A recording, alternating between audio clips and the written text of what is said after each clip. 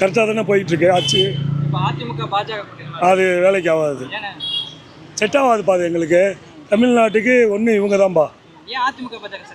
அவங்க கூட்டணி செட் ஆகல. அவங்க தனித்து இருந்தால் நல்லது.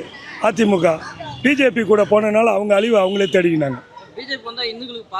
இந்துக்கள்னா அப்போ மற்ற 2 பேர் என்ன பண்ணுவாங்க? கிறிஸ்டின் இது மத கலவரம் மாதிரி தான் நீங்கள் கேட்குறது. எல்லாரும் சமமாக இருக்கிறது தான் திராவிட ஆட்சி.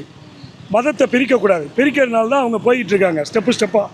ஏற்கனவே இருக்கிற எல்லா இந்தியா முழுக்க பார்த்தோன்னா பிஜேபி எல்லாத்தையும் வளர்ச்சி போட்டு தேர்தல் முறைகேடு மூலமாக அங்கங்கே ஆட்சியை பிடிச்சிட்டு வராங்க.